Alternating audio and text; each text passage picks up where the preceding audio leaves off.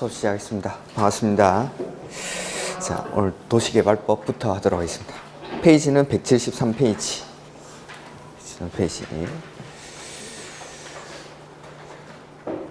관리계획으로 이제 구체화되는, 우리가 이제 국계법에서 배웠던 거, 관리계획에서 구체화되는 내용 중에 보면은 4번에 도시개발사업이랑 정비사업이라는 게 있었죠.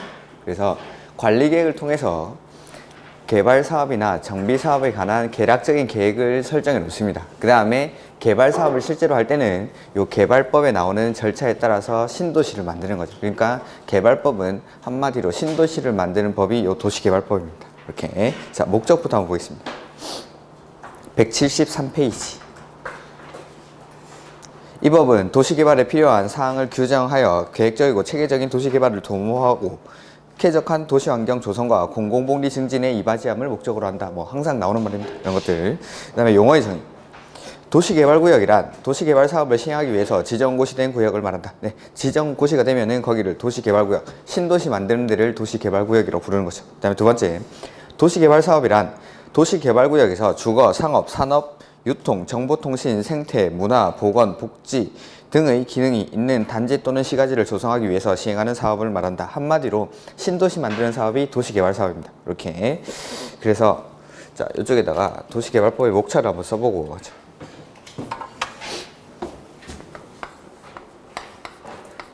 도시개발법. 이 도시개발법은 한마디로 말하면 뭐 신도시를 만드는 절차인데, 그 우리가 국계법에서 배웠던 거, 도시, 군, 계획, 사업, 여기 있었죠. 도시군 계획 사업. 이게 뭐였습니까? 도시군 계획 사업? 도시군 계획 시설 사업, 개발 사업, 정비 사업. 이렇게. 그래서 도시군 계획 사업에는 도시, 군, 계획, 시설 사업, 그 다음에 신도시를 만드는 도시 개발 사업, 그 다음에 재개발, 재건축 같은 정비 사업, 이렇게 세 가지가 도시군 계획 사업이죠. 그 다음에 이 도시군 계획 시설 사업을 하는 절차는 우리가 국계법에서 배운 거고, 지금 나오는 게 이제 도시 개발 사업을 하는 절차, 요걸 배울 겁니다. 요걸. 자, 도시군 계획 시설 사업의 절차부터 먼저 써보죠. 도시군 계획 사업은 먼저 계획 만들고 하는 사업이라고 했으니까 요 세 가지 사업을 하는 절차는 거의 다 동일합니다. 그 다음에 요 세 가지 사업을 할 때는 맨 처음에 뭐 합니까? 계획 만들죠. 계획 사업이니까. 그래서 자, 시설 사업할 때 맨 처음에 만드는 계획이 단계별 집행계획이었습니다. 단계별 집행계획. 지금은 이런 거 기억 안 나도 됩니다. 단계별 집행계획. 그 다음에 계획 만들고 나면은 사업을 누가 할지 시행자를 정했습니다. 시행자 지정. 그 다음에 시행자가 정해지게 되면 이 시행자가 사업을 어떻게 할지에 대한 실시 계획이라는 걸 작성합니다. 그 다음에 실시 계획은 시행자가 만든 거니까 확인받죠. 그래서 인가받고 고시합니다. 인가받고 고시하고. 그 다음에 인가받았으니까 인가받은 대로 그대로 사업을 실시하는 거죠.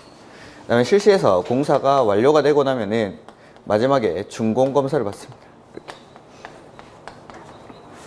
이 이후에 뭐 공사 완료 공고라는 절차가 있는데 시험이라는 크게 상관이 없습니다. 이렇게. 그 다음에 개발 사업 역시 도시군 계획 사업의 일종이기 때문에 요거랑 똑같이 합니다. 자, 개발 사업 할 때도 맨 처음에 똑같이 계획 만듭니다. 계획. 요때 만드는 계획이 개발 계획입니다. 개발 계획.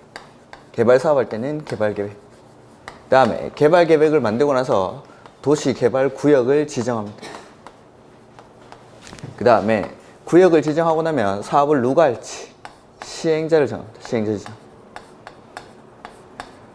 그 다음에 시행자가 지정되고 나면 이 시행자가 여기 실시계획을 작성합니다. 실시계획은 시행자가 만든 거니까 또 뭐 받아야 됩니까? 이거 인가받고 고시하고, 인가받고 고시하고. 그 다음에 인가받은 대로 사업을 실시를 하게 됩니다. 자, 요 실시 단계에서 신도시를 만드는 도시개발 사업은 사업의 시행 방식이 크게는 두 가지가 있습니다. 두 가지. 신도시 만드는 방법이. 그게 하나는 수용 방식으로 신도시를 만들 수가 있습니다. 수용 방식으로. 시행자가 토지를 사들여가지고 요거를 도시개발 사업을 통해서 택지를 조성해서 공급하는 방식으로. 그 다음에 두 번째 방식은 환지 방식. 그러니까 토지 소유자들한테 땅을 바꿔주는 겁니다. 효용이 증진된 토지로 땅을 바꿔주는 거. 이렇게 수용이랑 환지, 크게는 두 가지 방식. 그 다음에 요 두 가지를 섞어서 하는 혼용 방식이라는 게 있긴 있는데, 그거는 뭐 따로 배우는 건 아니고 요 두 가지 섞어서 하는 겁니다. 수용 방식이 적용되는 곳에서는 수용 방식으로, 그 다음에 환지 방식이 적용되는 곳에서는 환지 방식으로 이렇게 하는 거. 이렇게 수용이랑 환지 방식. 그 다음에 공사가 완료가 되죠. 그럼 여기서도 마찬가지. 맨 마지막에는 준공검사 받습니다. 이렇게. 그래서 개발사업이라는 건, 도시개발법이라는 건 개발사업을 하는 절차에 관해서 다룬 법률이니까 책의 목차가 이렇게 나옵니다. 이렇게. 이 순서대로 제가 설명을 드릴 겁니다. 자, 도시개발사업이라는 거는 이렇게 개발되기 이전 상태에 저 푸른 초원이 있습니다. 개발되기 이전 상태의 토지. 요거를 도시개발사업을 통해서 그림 같은 집을 짓는 건 아니고, 요 그림 같은 집을 짓기 전 단계인 네모 반듯한 택지를 조성하는 데까지, 요까지가 도시개발법이 하는 역할입니다. 이렇게. 그러니까 신도시를 만드는 사업이라니까 요 안에 건물 들어오는 것까지 개발사업으로 착각하시는 분들이 있는데, 원칙적으로는 요 택지 조성하는 데까지가 개발법이 하는 거예요. 그래서 이렇게 개발되기 이전 상태의 토지를 이렇게 택지를 조성해 가지고 용도를 정합니다. 여기는 주거용도, 여기는 상업용도, 이렇게 해가지고 이름을 붙이죠. A, B, C, 1, 2, 3 이렇게 해가지고 A-1구역, B-2구역, C-3구역 이런 식으로 요 각각의 섹터들을 분양을 하게 됩니다. 개발업자들한테. 그러면 그 개발업자들이 토지들을 분양받아가지고 요 안에다가 뭐 주거용지면 아파트 짓던지, 아니면은 상업용지면은 빌딩 짓던지, 이렇게 해서 신도시가 만들어지는 거죠. 요게 도시개발법이 하는 역할. 그 다음에 도시개발법은 크게 이제 세 가지로 나눠보면은, 첫 번째는 요 구역 지정이 사업을 어디서 하는지입니다. 어디서 하는지. 그 다음에 시행자 지정은 사업을 누가 하는지. 그 다음에 요 실시 방식에서 수용이랑 환지, 요거는 사업을 어떻게 하는지. 크게는 요 세 가지. 구역 지정에서 한 문제, 시행자 지정에서 조합 한 문제, 수용에서 한 문제, 환지에서 두 문제, 6문제 총 나오는데 5문제가 거의 정해져 있습니다. 근데 실제로 시험장 가면 3문제 이상 맞추기가 되게 힘들죠, 이거. 개발법. 이렇게. 그래서 크게는 어디서 하는지 정하고, 누가 할지 정하고, 그 다음에 어떻게 할지, 방법에 관한 것들. 이런 것들이 개발법에 나오는 내용들입니다. 이렇게. 그래서 이런 것들. 개발 계획을 먼저 만들고, 뭐 구역 지정이라는 거는 이런 거죠. 여기 1번에서 사업을 해서 이렇게 만들지, 아니면은 뭐 2번에서 사업을 해서 이렇게 만들지, 요걸 정하는 겁니다. 그래서 1번을 도시개발구역으로 지정하면은 여기가 도시개발구역이 되고, 이 개발되기 이전 상태의 토지를 이렇게 네모 반듯한 택지로 조성하는 거, 이런 것들. 이게 이제 도시개발 사업을 하는 거죠. 근데 이런 토지를, 개발되기 이전 상태의 토지를 이렇게 만드는데 방법이 두 가지. 수용해서 시행자가 이 토지를 사들여 가지고 이렇게 만들 수도 있고, 환지 방식이라는 거는 기존에 A라는 사람이 여기 요 토지를 가지고 있었어요. 요 토지를 가지고 있었는데, 요 토지를 도시개발사업 환지 방식으로 사업을 해서 여기 네모 반듯한 토지로 바꿔주는 거, 요게 환지 방식. A라는 사람한테 다시 돌려주는 겁니다. 환지 방식. 이렇게 땅을 바꿔주는 방식이 환지 방식. 이렇게. 그래서 크게 나눠보면 어디서 하는지, 누가 하는지, 어떻게 하는지, 이런 데서 시험이 나오고, 그 방법이 두 가지. 수용이랑 환지 방식. 그 다음에 설명은 여기 목차 요 순서대로 그대로 해드릴 겁니다. 그대로. 자, 거의 개발 계획이 우리는 책에 조금 뒤에, 바로 뒤에 나오는데, 176페이지에 개발 계획이 나옵니다.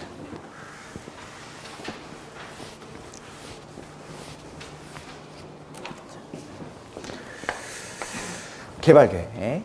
첫 번째는 개발계획의 개념. 한 7가지 정도 논점이 있는데, 개발계획의 개념. 그 다음에 두 번째는 개발계획을 수립하는 시기. 언제 만드는지, 개발계획 언제 만드는지. 그 다음에 세 번째는 개발계획에는 어떠한 내용들이 들어가는지, 이런 것들이 나옵니다. 그 다음에 네 번째, 개발계획을 수립할 때 동의를 받아야 되는 경우가 있습니다. 동의. 그 다음에 다섯 번째, 우리 일기 신도시 같은 데 보면은 아파트들을 주로 이렇게 짓다 보니까는 신도시가 만들어지면 이런 것들이 베드타운화 되는 경향이 있더라는 겁니다. 이렇게 아파트만 지어놓으니까 직장인들이 밤에 와가지고 잠만 자고 나가서 낮에는 휑해지고 이런 것들을 방지하기 위해서 일정 규모 이상이 되는 도시개발구역은 그 도시 안에서 복합 기능을 갖추도록, 그러니까 주거 기능뿐만 아니라 교육, 유통, 위락, 서로 여러 가지 기능들이 조화를 이루도록 노력을 해야 됩니다. 이런 복합 기능을 갖춘 도시로 만들기 위한 요건은 어떻게 되는지 이런 것들. 그 다음에 6번째, 여기 보면은 도시군 계획 시설 사업이라는 게 우리가 국계법에서 배웠던 관리계획 내용 3번, 그 다음에 개발 사업이랑 정비 사업 요 두 가지는 관리계획으로 구체화되는 내용 중에 4번. 즉 개발 사업이라는 거는 관리계획을 시행하기 위한 사업입니다. 관리계획을 시행하기 위한 사업. 그 관리계획을 시행하기 위한 사업에서 만드는 요 개발계획은 관리계획보다 위에 있는 계획에 부합하게끔 수립을 해야 됩니다. 그래서 관리계획보다 위에 있는 계획이 뭡니까? 기본계획이랑 광역도시계획. 그래서 이런 것들, 개발사업이라는 것 자체가 원래 관리계획의 내용이기 때문에 개발사업 할 때 만드는 개발계획은 관리계획보다 상위계획인 광역도시계획이나 도시군 기본계획에 부합하게끔 이렇게 수립을 해요. 이렇게. 그다음에 7번째는 이 개발계획 누가 만드냐라는 겁니다. 누가 만드냐. 이렇게. 요 정도 논점들이 있는데 뭐 간략하게만 말씀을 드릴 겁니다. 지금은 외워야 될 것들은 지금 하지 않고. 자, 개발계획의 개념은 우리가 이제 책에는 나오지 않습니다. 책에는. 근데 요 개발 사업 할 때 맨 처음에 만드는 계획이 개발계획이니까 요 앞으로 만들어질 신도시의 방향을 제시하고 청사진을 제시하는 계획이 요 개발계획이라고 생각하시면 됩니다. 그 다음에 도시개발사업 전체의 헌법과 같은 역할을 하는 것, 이런 것들이 개발계획입니다. 그러니까 우리 이제 신도시 같은 거 만들어질 때 홍보 책자 같은 거 보면은 표지에 이런 것들, 뭐 조감도 같은 게 나와요. 신도시 이렇게 있고, 그다음에 뭐 여기가 주거용지면은 아파트 이렇게 들어와 있고, 아파트 단지를 막 이렇게 지어놓고, 그 다음에 여기는 뭐 공원 같은 거 조성해놓고, 그 다음에 여기 상업지역에는 빌딩 같은 거 들어와 있고, 뭐 여기 뭐 각종 이렇게 생활시설들, 뭐 하천이 하나 흐르고 뭐 이런 식으로. 신도시 홍보 책자 같은 데 보면 앞에 나오는 조감도가 만들어지는데, 이런 것들은 아직 신도시가 만들어지기 전에 만드는데 아무런 근거 자료 없이 만들진 않겠죠. 그래서 요 근거 자료가 되는 게 개발계획. 개발계획 안에 웬만한 사항들이 다 들어가니까 저기 보고 주거용지는 어디쯤에 위치하고 상업용지는 어디쯤에 위치할 거니까 실제 들어오는 건물의 모양은 달라질 수밖에 없겠죠. 당연히. 모양은 달라지지만 주거용지가 요쯤에 위치하니까 여기다가 아파트 단지를 그려놓고 여기는 상업용 빌딩들을 그려놓고 여기는 공원 부지니까 공원을 조성하고 이런 식으로 조감들을 만드는 겁니다. 앞으로 만들어질 신도시의 청사진을 제시하는 계획이 개발계획이니까. 그리고 개발사업 전체의 헌법과 같은 역할을 하고 앞으로 하는 도시개발사업의 방향을 설정하는 계획이 도시개발계획. 그러니까 여기서 방향을 설정해 놓고 실시계획을 통해서 구체화시키는 겁니다. 이렇게. 이게 이제 개발계획이라는 거고, 그 다음에 두 번째는 개발계획을 수립하는 시기가 나오죠. 시기. 개발계획 언제 만듭니까 이거?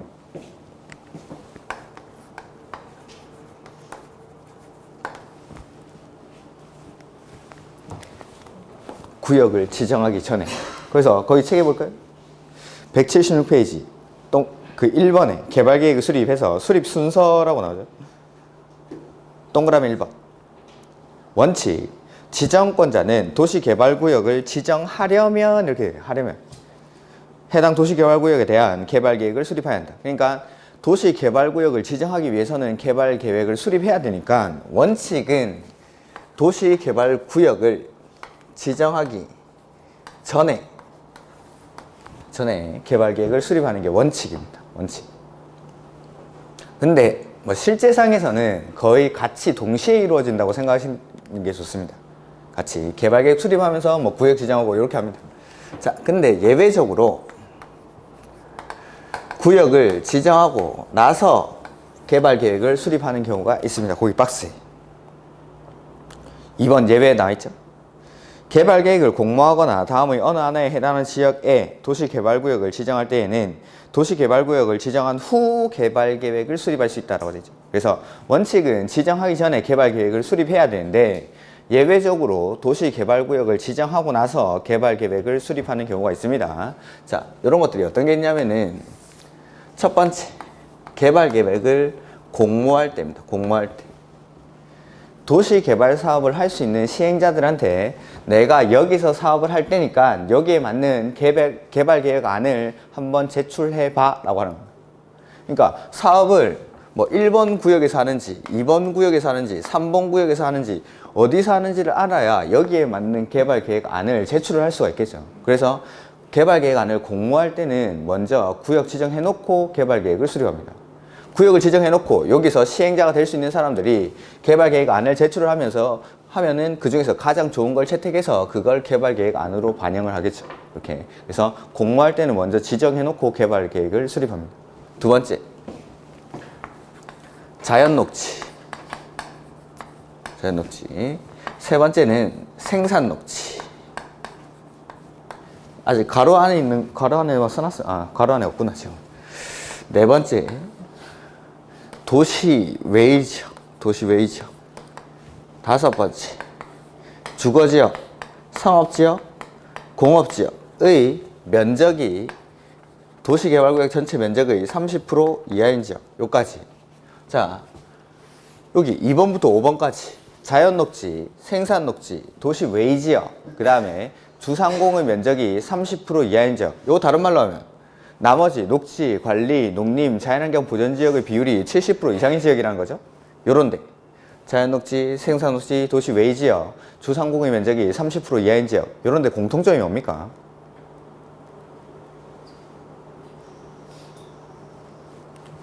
공통점이?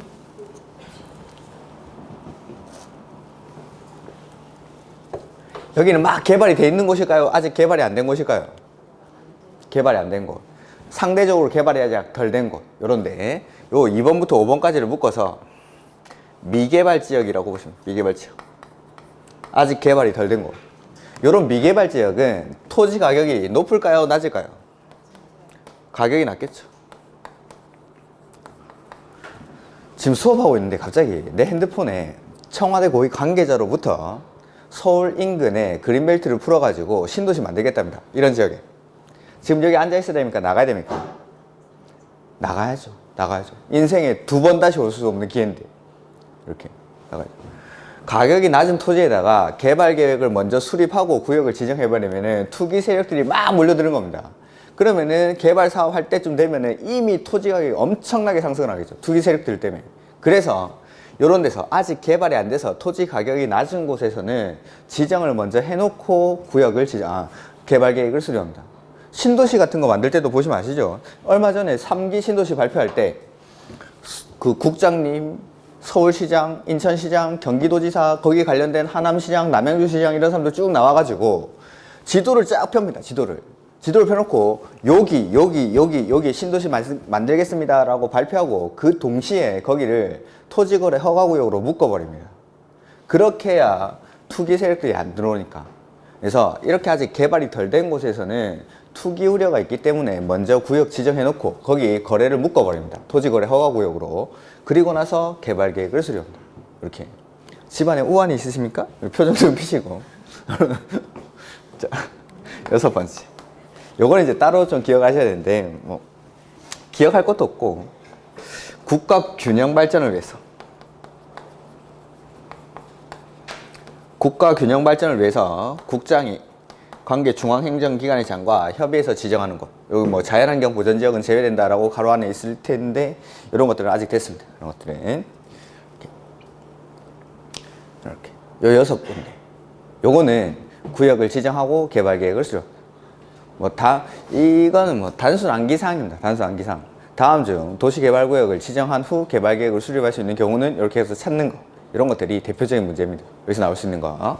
그래서 나중에는 외울 건데 지금은 이런 데라고 왜 이렇게 하는구나 라고 생각하시면 됩니다. 공모할 때.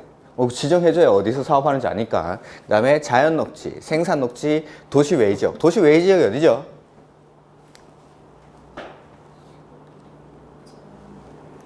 도시 외의 지역이? 자연녹지는 아니죠. 자연녹지는 녹지지역은 도시지역인데.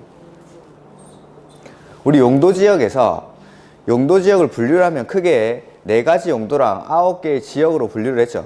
그 4가지 용도가 뭡니까? 그렇죠. 공법은 복습 안 하셔도 되죠. 수업 시간에 할 거니까. 민법 열심히 하고 계시죠? 민법 열심히 하면 됩니다. 자, 네 가지 용도는 도시지역, 관리지역, 농림지역, 자연환경 보전지역 이렇게 구분을 하죠.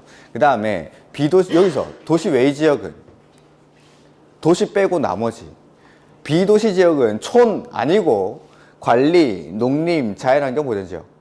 그러니까 책에서 비도시 지역 내지는 도시 외의 지역 이런 말이 많이 나옵니다. 근데 예전까지는 뭐 도시 지역 아니면 시골 아이가? 아닙니다. 그게 아니라, 시골이 아니라 관리, 농림, 자연환경 보전지역이 비도시 지역. 이렇게 도시지역, 외의지역, 뭐 비도시지역 이런 말이 많이 나오는데 그런 것들은 도시지역 빼고 그러니까 나머지 관리, 농림, 자연환경 보전지역을 말합니다. 이렇게 그 다음에 주거지역, 상업지역, 공업지역 면적이 30% 이하인 지역 이런 데 아직 미개발 지역이라는 거 투기 우려가 있기 때문에 구역 지정해 놓고 합니다. 그 다음에 국가 균형 발전을 위해서 국장이 관계 중앙행정기관의 장과 협의해서 지정하는 곳 이런 곳은 구역을 지정해 놓고 개발 계획을 수립한다는 거. 이렇게 그래서 원칙은 구역 지정하기 전에 도시개발구역을 지정하려면 개발계획을 수립해야 되는데 예외적으로 구역을 지정하고 나서 개발계획을 수립하는 경우가 있다 정도만 이렇게 외우는 거는 다 넘겨놓겠습니다. 지금은 이러한 이유로 이런 것들을 한다는 거. 그 다음에 개발계획의 내용인데 우리 책에는 개발계획의 내용이 안 나와 있는데 한 법에서는 17가지 정도 규정을 해놨습니다. 법에 개발계획의 내용이 한 17가지 정도 될 겁니다. 그래서 개발계획의 내용은 그냥 5만 개 다 들어갑니다. 이건 외워서 푸는 거 아닙니다. 그래서 뭐 지문에 이렇게 나올 겁니다. 뭐 1번 뭐뭐뭐는 개발계획에 포함될 수 있다. 맞습니다. 그냥 아무 그냥 볼 필요도 이런 건 그냥 정답이 아니겠거니 하고 넘겨야 된다. 이런 것들은 17개를 다 외워서 푸는 사람이 없죠. 그걸 외울 수도 없고 뭐뭐는 뭐 교통처리계획은 인구수용계획은 도시개발계획에 포함될 수 있다. 그렇습니다. 맞습니다. 도시개발구역의 명칭, 위치, 면적 등은 도시개발계획에 포함될 수 있다. 네, 다 들어갑니다. 개발계획 안에는 웬만한 사항들은 개발계획에 다 포함을 시킵니다. 근데 이 개발계획의 내용에서는 외워야 될 게 따로 4가지가 있는데 그거는 지금 우리 책에 안 나와 있기 때문에 그거는 1, 2월 달에 할 겁니다. 그 원칙은 개발계획의 내용들이 이렇게 한 17가지 5만 개 다 들어가는데 구역을 지정하고 나서 개발계획에 포함시킬 수 있는 게 4가지 정도 있습니다. 구역 지정, 요거는 자, 요 시기에서 구역 지정하고 만든다 이거는 아예 순서를 거꾸로 하는 거. 원래는 개발계획 만들고 구역 지정해야 되는데 예외적으로 이런 곳에서는 순서를 바꾸겠다는 겁니다. 구역 지정해놓고 개발계획 수립하겠다는 거. 근데 방금 여기서 말씀드린 거는 그냥 개발계획 만듭니다. 만드는데 요 4가지 사항들은 지정해놓고 나서 개발계획, 만들어진 개발계획에 포함시킬 수 있는 사항이 4가지가 있습니다. 그거는 또 따로 외울 겁니다. 요거랑 같이. 그래서 구역 개발계획에서 문제 나오면은 요거 아니면은 요거 제일 많이 나옵니다. 외우는 거, 단순 암기사항으로. 그래서 구역을 지정하고 나서 개발계획을 수립할 수 있는 경우는 하면 요거. 그 다음에 구역 지정 후 개발계획에 포함될 수 있는 사항은 이렇게 나올 때는 아직 안 한 요거 이렇게 외워서 푸는 겁니다. 외워서 푸는 거. 이런 것들은 여기까지는 일단 놔두시고 그 다음에 가로 2번 177페이지에 가로 2번 동의가 나오죠. 동의 개발계획 수립할 때 동의를 받는 경우가 있습니다. 자, 우리 신도시 만드는 방법이 몇 가지 있습니까? 두 가지. 수용이랑 환지. 자, 동의는 수용 방식과 환지 방식 중에서 한 군데서만 동의를 받습니다. 어디서 받을 것 같습니까? 보통 내가 생각하는 건 정답이 아니죠. 환지 방식. 수용 방식은 보면 이쪽에 이 사업 시행자가 개발되기 이전 상태의 토지를 사들입니다. 그러면은 기존의 토지 소유자들한테 개발계획 수립하면서 동의를 받아야 되는데 기존의 토지 소유자들은 이 개발계획 안에 나오는 내용들에 대해서는 궁금하지 않습니다. 개발계획이라는 것은 앞으로 만들어질 신도시에 대한 방향을 설정하고 청사진을 제시하는 계획인데 지금 기존의 토지 소유자들이 수용 방식으로 사업을 하면은 이 사람 A라는 사람이 가장 관심 있는 거는 내가 수용 보상금 얼마 받는지 이게 관심 있죠. 그러니까 신도시가 만들어지더라도 여기 들어와서 살 사람이 아닙니다. 이 사람은 수용 보상금 받고 나갈 사람이기 때문에 이 사람은 개발 계획이 어떻게 만들어지든 관심이 없는 사람이에요. 근데 환지 방식으로 할 때는 여기 A라는 사람이 이 토지를 소유하고 있는데 환지 방식으로 사업을 하고 나서 이렇게 네모 반듯한 토지로 바꿔가지고 이 토지로 다시 주는 겁니다. 교체해 주는 겁니다. 토지를. 그러면 이 사람은 이제 이 신도시가 이 환지 방식으로 사업을 하는 동안에 잠깐 나가 있다가 다시 들어와서 살아야 됩니다. 여기. 그러니까 이 사람은 개발 계획이 어떻게 만들어지는지에 대해서 엄청나게 관심이 많은 사람이죠. 즉 수용 방식으로 할 때 동의를 받는 게 아니라 환지 방식으로 다시 들어와서 살 사람, 이런 사람들한테 동의 받습니다. 이런 사람들한테. 수용 방식은 수용 보상금만 받고 나갈 거니까 나갈 사람한테는 안 받고, 환지 방식은 이 사람 요 땅을 이렇게 바꿔줄 거니까 이 신도시가 어떻게 만들어질지에 대해서 관심이 엄청 많은 사람이죠. 그래서 환지 방식일 때 동의 받습니다. 요까지만. 그 뒤에 동의 요건이 있는데 면적 3분의 1이랑 소유 총수 2분의 1 이상의 동의를 받아야 된다 이런 것들이 있는데 숫자는 1, 2월 달로 싹 다 넘기겠습니다. 그래서 수용 방식이랑 환지 방식 중에서 개발 계획 수립할 때 동의받는 건 무슨 방식입니까? 환지 방식. 다시 들어와서 살아야 되니까 환지 방식에서만 동의받습니다. 수용 방식에서는 보상금 받고 나갈 사람이니까 이런 사람들한테는 동의를 받지 않고, 그래서 1번 보시면은 동그라미 1번, 가로 2번에 동그라미 1번. 지정권자는 환지 방식의 도시개발 사업에 대한 개발 계획을 수립하려면 환지 방식이 적용되는 지역의 면적 3분의 2에 해당하는 소유자와 그 지역 소유자 총수 2분의 1 이상의 동의를 받아야 된다. 그래서 동의 요건은 면적 3분의 1이랑 소유자 총수 2분의 1입니다. 근데 일단은 수용 방식 아니고 환지 방식에서 동의받는다는 거. 수용 방식 말고 환지 방식에서. 근데 뭐 국가나 지자체 이런 사람들은 환지 방식으로 하더라도 동의 안 받아도 된다. 이게 동그라미 2번에 나오는 겁니다. 오케이. 그 다음 여기 이제 거기 큰 2번에 나오는 게 여기 제가 6번에 써놓은 거. 개발 사업이라는 거는 관리 계획을 시행하기 위한 사업이니까 그 개발 사업을 할 때 만드는 개발 계획은 관리 계획보다 상위 계획인 광역도시 계획이나 기본 계획에 부합하게끔 수립을 해야 된다. 이 말입니다. 오케이. 그 다음에 3번 330만 제곱미터 이상이라고 되어 있죠. 330만 제곱미터 이상인 도시개발구역에 관한 개발계획을 수립할 때에는 해당 구역에서 주거, 생산, 교육, 유통, 위락 등의 기능이 서로 조화를 이루도록 노력해야 한다. 자, 그래서 예전에 만들어진 신도시가 배드타운화 되고 이런 것들을 방지하기 위해서 일정 규모 이상이 되는 신도시들은 여러 가지 기능들이 서로 조화를 이루도록 노력을 해야 된다 이 말입니다. 그 일정 규모가 330만 제곱미터, 대략 100만 평 정도 되겠죠. 뭐 평이 3.3 제곱미터 뭐 이렇게 나오는데 그냥 3으로 대충 나누면 됩니다. 3으로 이렇게 상식적으로 요새 그 아파트 분양할 때 보면은 제일 많이 나오는 게 요거니까 85 제곱미터 이런 식으로 나오죠. 이 평이라는 단위 자체가 일본식 표기이기 때문에 지금은 제곱미터형으로 다 바꾸고 있습니다. 대신에 제곱미터로 바꿔놓으니까 사람들이 너무 헷갈려하는 거예요. 이게 도대체 몇 평이야? 그래서 옆에 평형대를 써줍니다. 32평, 85제곱미터가 보통 32평형 정도 됩니다. 요게. 이렇게. 그러면 이제 여기다가 3을 내놓으면은 평이 된다고 했는데, 이 3을 나눠보면은 23, 8에 24, 28. 비죠, 좀. 왜 그렇습니까? 옆에 32평형 써놨는데 이걸 평으로 바꿔보니까 28평 정도밖에 안 됩니다. 왜 그렇습니까, 이거? 요거는 내가 분양받을 때 분양 면적. 근데 이거는 앞에 나오는 제곱미터는 전용 면적을 표시하도록 되어 있습니다. 전용 면적을. 내가 딱 쓰는 면적만. 그러니까 내가 당연히 입주금 내야 되는 건 요거죠. 32평으로 계산해서 입주금을 냅니다. 근데 요거 앞에 나오는 제곱미터는 전용 면적. 그러니까 아파트들마다 공용 부분 면적이라든지 서비스 면적 이런 것들이 다 틀립니다. 그러다 보니까는 똑같은 32평인데 들어가 보면은 면적이 너무 다른 거죠. 그래서 이런 혼란을 방지하기 위해서 요새는 이 제곱미터형으로 표시하면서 이 제곱미터를 전용 면적을 표시하도록 되어 있습니다. 전용 면적을. 그러니까 베란다 이런 데를 다 서비스 면적이라고 하는데 그런 거 다 빼고 내가 딱 쓰는 면적 그것만 여기 표기합니다. 전용 면적만. 그 다음에 뒤에 참고로 요 뒤에 내가 분양 받는 거 뭐 몇 평형 이런 식으로 이렇게. 근데 이제 분양금은 내가 이제 입주금 낼 때는 당연히 이걸로 계산합니다. 공용 면적이랑 이런 것들 다 포함해가지고 이렇게 요거는 이제 분양 면적이라고 하죠. 근데 이걸 요 전용 면적 앞에 제곱미터는 전용 면적을 뜻합니다. 전용 면적 아파트 분양받을 때 이런 것들 그리고 요새는 다 제곱미터형으로 표시하도록 되어 있습니다.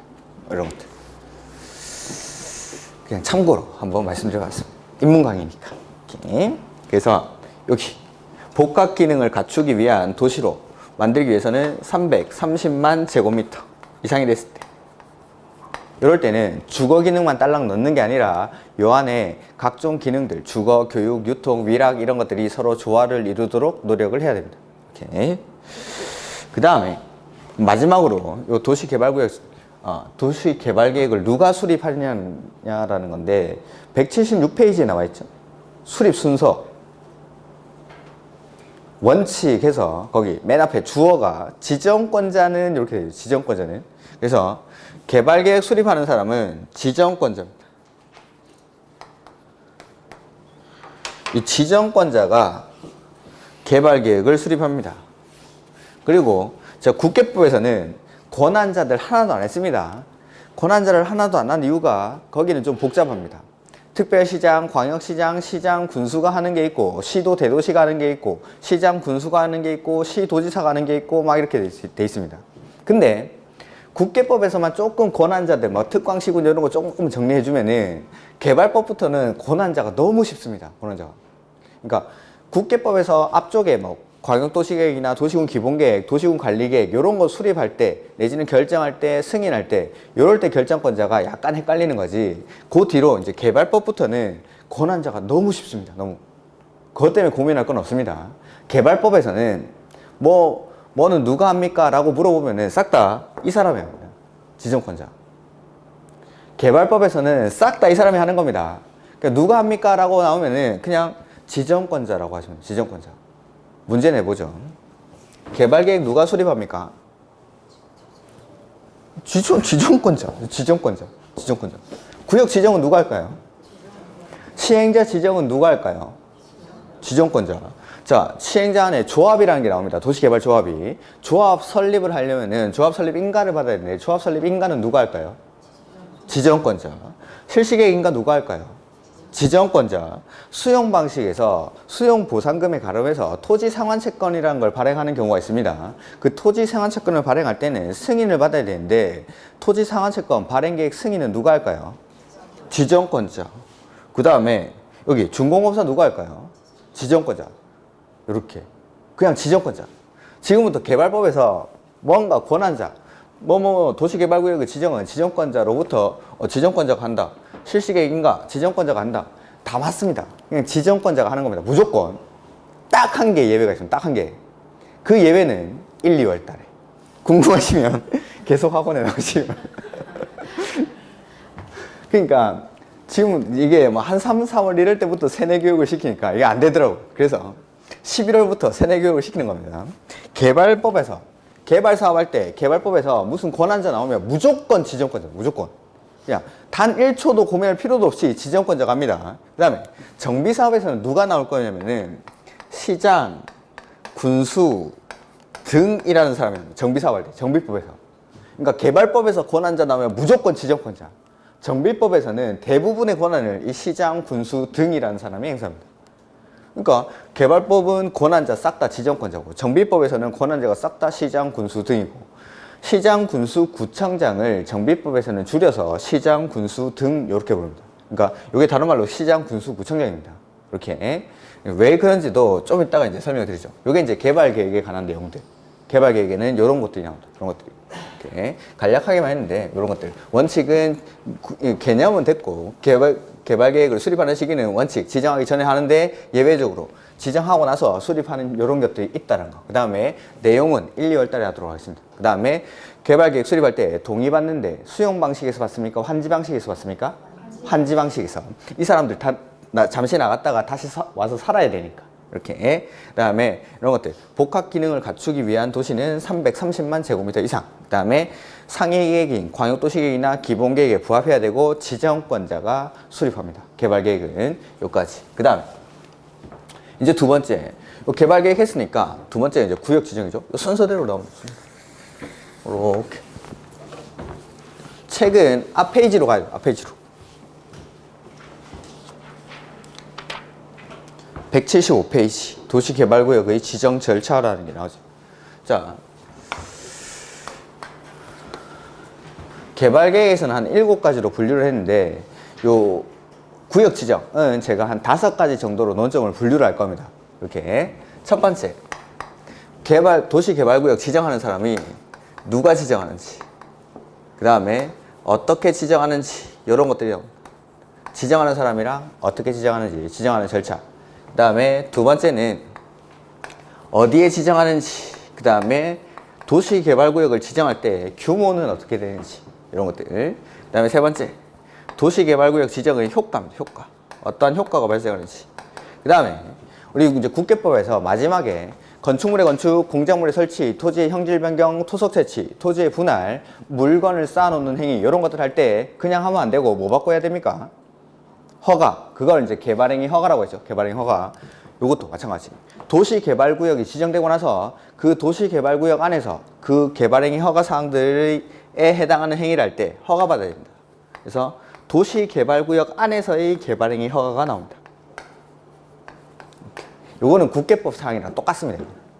따로 볼 건 없고. 그 다음에 네 번째, 이 도시개발 사업을 할 때 구역이 너무 넓을 때는 도시개발구역을 분할해서 쪼개서 사업을 할 수가 있습니다.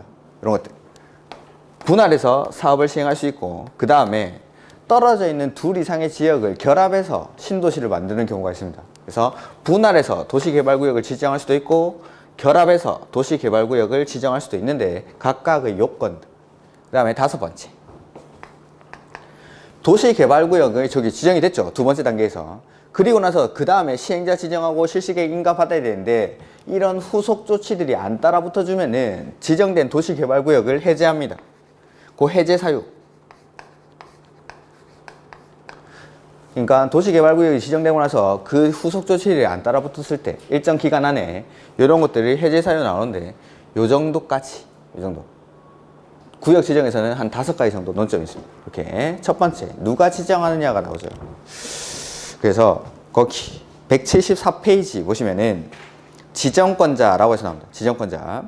자, 개발법에서는 모든 권한을 이 지정권자라는 게 행사하는데 지정권자가 누군데? 라고 묻는 거는 여기 구역 지정에서 문제 나올 때만 시, 도, 대도시가 지정하고 예외적으로 국장이 지정하고 이런 것들이 나오는 거지. 나머지 도시개발조합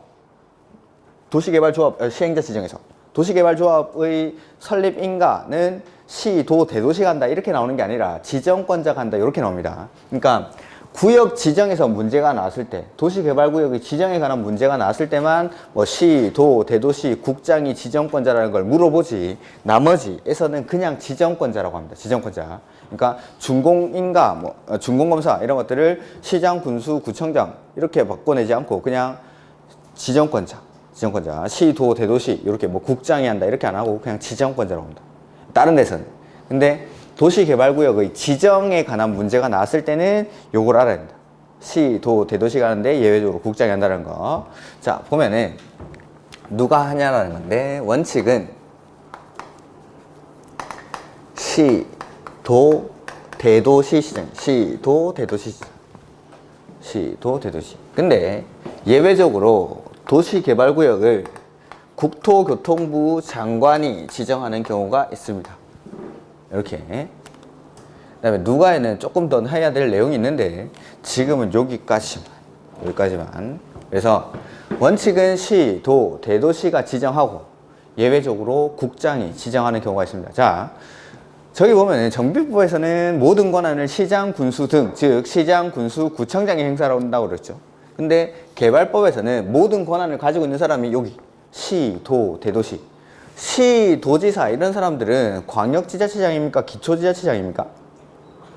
광역.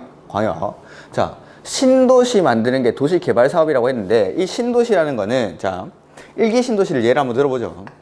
서울이 있고 서울 주변에 일산, 여기 중동, 평촌, 분당 이렇게 90년대 초에 일산이나 중동, 평촌, 분당 이런 데다가 대규모로 아파트를 공급을 합니다. 그때 아파트를 공급할 때 고양시나 부천시, 안양, 성남시의 아파트가 부족해서 짓는 겁니까? 서울 사람들 여기 와서 살라고 짓는 겁니까? 신도시 만드는 거는 하나의 도시 안의 문제가 아니라 이렇게 광역적 차원에서 문제를 해결하기 위해서 신도시가 만들어지는 겁니다.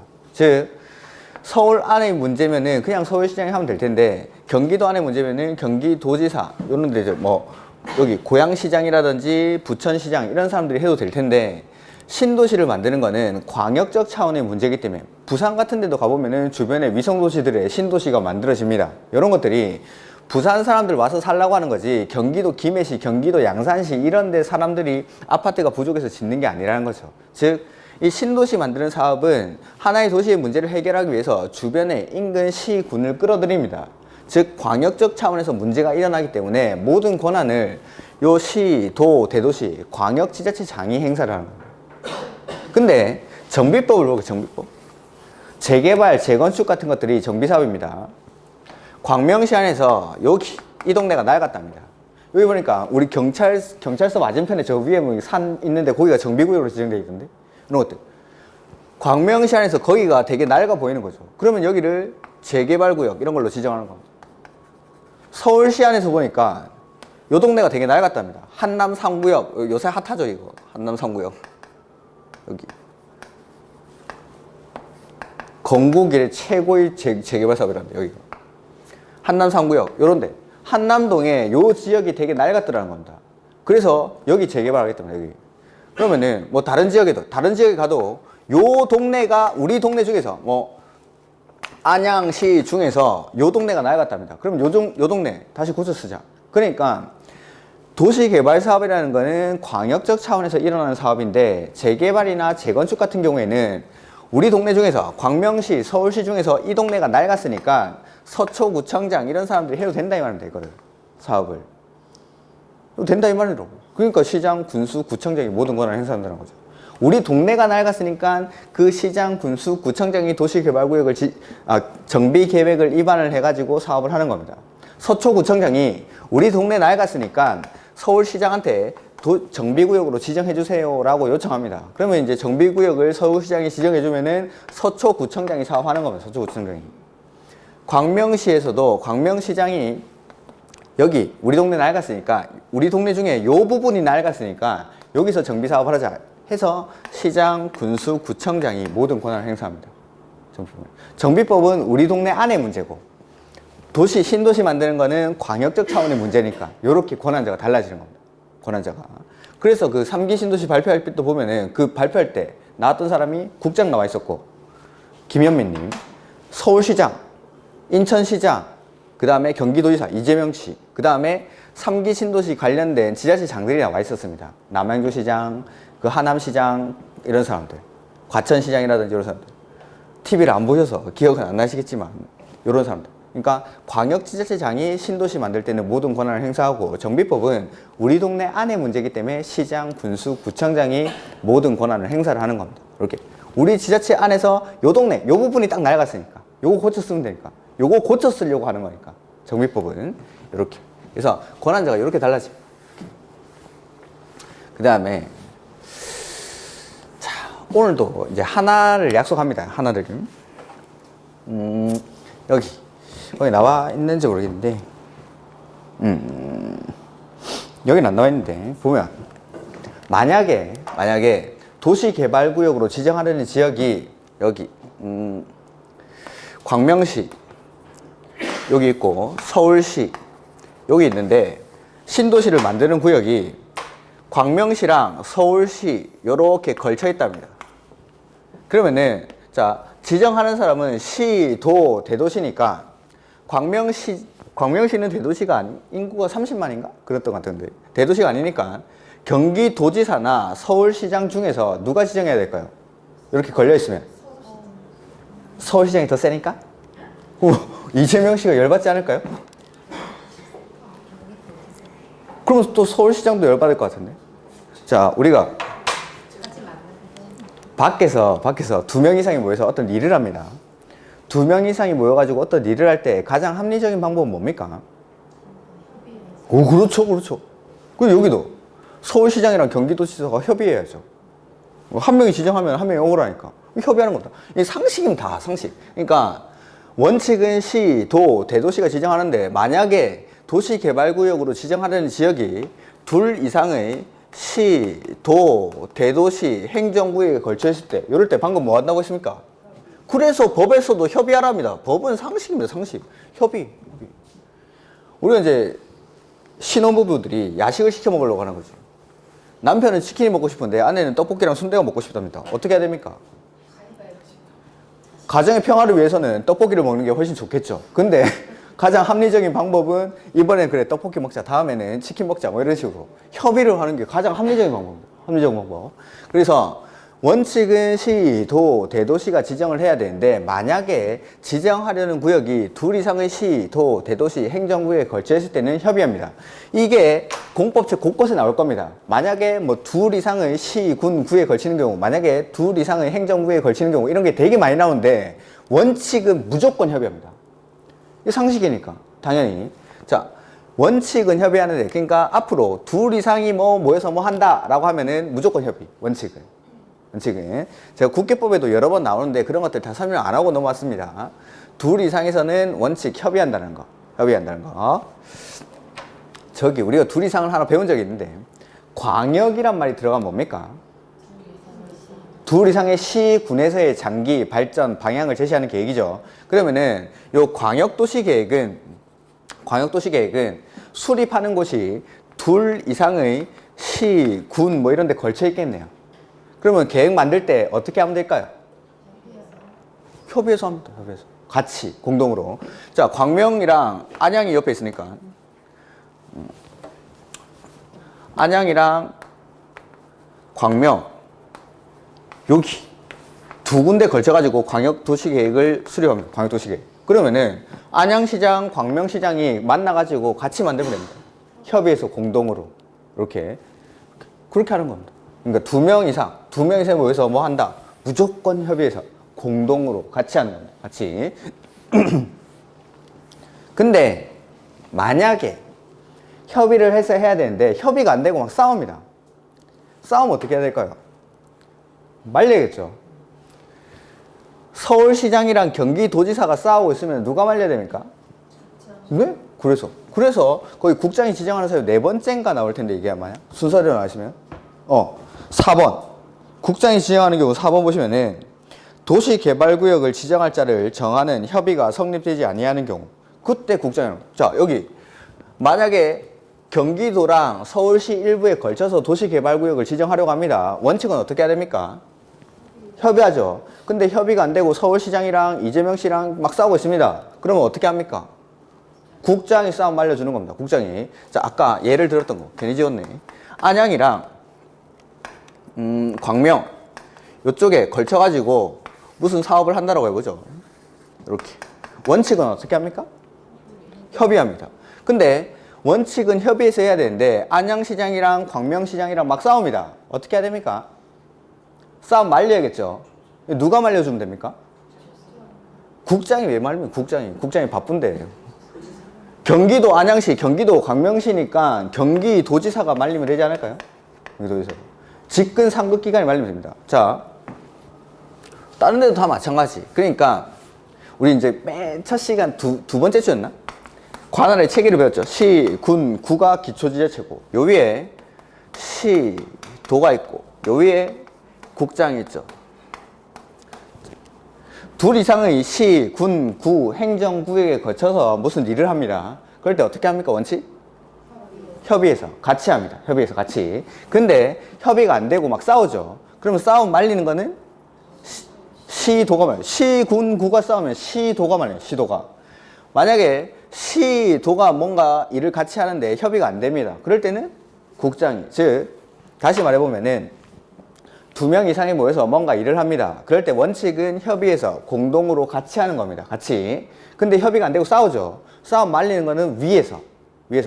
기초지자체장, 아까 봤던 안양시장이랑 광명시장이 싸우고 있으면은 경기도지사가 말려주는 겁니다. 서울시 서초구청장이랑 강남구청장이랑 싸웁니다. 그러면 누가 말리면 됩니까? 서울시장이 말리면 됩니다. 서울시장이. 부산에 뭐 중구 이런 것들이 있겠죠. 뭐 중구, 연제구 이런 것들이 있겠죠. 부산의 구청장들이 막 싸웁니다. 해운대랑 기장군이 붙어 있으니까 해운대 구청장이랑 기장 군수랑 막 싸우고 있습니다. 부산에. 누가 말리면 됩니까? 부산시장이. 이런 식으로. 경기도 안에서 싸우고 있으면 경기도지사가, 뭐 충청북도 안에서 싸우고 있으면 충청북도지사가, 전라도에서 싸우고 있으면 전라도지사가, 이런 식으로. 그 다음에 부산시나 서울시, 인천시 이런 특별시나 광역시에서 싸우고 있으면은 요 안에서 싸우고 있으면은 특별시장이나 광역시장이. 근데 시도지사끼리 서울시장이랑 경기도지사가 협의가 안 될 때는 위에 있는 국장이. 이렇게. 그래서 2명 이상이 모여서 뭔가 일을 할 때는 같이 협의해서 합니다. 다만 협의가 안 될 때, 싸울 때는 위에서 말려주는 겁니다. 이것도 기본 원리. 공법책 곳곳에 나오니까 이런 것들은 그냥 기억해 놓으시면 됩니다. 2 이상에서 할 때는 협의해서 같이 하는데 협의 안 되면 싸움 말리는 건 위에서. 그래서 거기 나머지는 지금 도시개발구역의 지정이 제한이나 요청을 안 배웠기 때문에 안 할 건데, 2 이상에서 할 때는 원칙 협의해야 되는데 협의가 안 될 때는 국장이 하는 겁니다. 국장이. 협의가 성립하지 않을 때. 요 하나만. 요렇게. 그 다음에 지정하는 절차는 뭐 지금 안 나와 있으니까, 저쪽에 나와 있는데 175페이지에 지정 절차가 나와 있죠. 요거는 관리계획 수립하는 절차랑 똑같습니다. 그러니까 1, 2월 달에 우리 도시군 관리계획 배우고 나서 요거 간단하게 하도록 하겠습니다. 그 다음에 이번에 도시개발구역의 옆에 페이지 174페이지에 초록색으로 된 도시개발구역의 분할 및 견합, 요거 4번입니다. 4번. 요거는 그냥 1만 제곱미터만 아시면 됩니다. 1만 제곱미터. 지금은 숫자가 안 나와 있는데, 도시개발구역을 지정하는 자는 도시개발사업을 효율적으로 추진과 도시의 경관 보호 등을 위해서 필요하다고 인정하는 경우에는 도시개발구역을 2 이상의 사업 시행지구로 분할하여 서로 떨어진 2 이상의 지역을 결합하여 하나의 도시개발구역으로 지정할 수 있다. 분할할 수도 있고 결합할 수도 있고. 이렇게. 그 다음에 지정의 요청 이런 것들은 놔두십시오. 그 다음에 지정의 규모죠. 규모. 요게 어디에 지정하는지, 규모는 어떻게 되는지, 요거면 지정의 규모가. 자, 이것도 암기사항이라서 지금은 하기 그런데, 도시개발구역은 크게 도시지역이랑 비도시지역으로 나눠가지고 이렇게 도시지역 중에 주거지역, 상업지역, 자연녹지, 생산녹지 이런 데다 지정합니다. 그 다음에 공업지역, 나머지 비도시지역. 거기 표가 아마 나와 있을 텐데, 도시지역 안에서 주거지역, 상업지역, 자연녹지, 생산녹지 이런 데서는 지정할 때 어디서 지정하냐가 이거죠. 주거지역, 상업지역, 자연녹지, 생산녹지에서는 규모는 1만 제곱미터 이상이어야 돼요. 1만 제곱미터 이상. 그 다음에 공업지역은 3만 제곱미터 이상. 3만 제곱미터 이상. 그 다음에 비도시지역은 원칙 30만 제곱미터 이상일 때 도시개발구역으로 지정할 수가 있습니다. 이렇게. 요 숫자들 나중에는 외울 겁니다. 외울 건데 지금은 됐습니다. 그래서 주거지역, 상업지역, 만약에 이제 도시개발구역으로 지정하려는 지역이 상업지역이다 라고 하면은 최소 1만 제곱미터 이상이라야 도시개발구역으로 지정할 수 있다 이 말이고, 거기가 만약에 비도시지역, 뭐 농림지역이다, 농림지역에서 도시개발구역으로 지정하려고 한다라고 하면은 최소 규모가 30만 제곱미터 이상일 것을 요건으로 합니다. 이렇게. 근데 예외적으로 10만 제곱미터 이상인 경우가 있는데 그런 것들은 놔두십시오, 그냥. 지금은.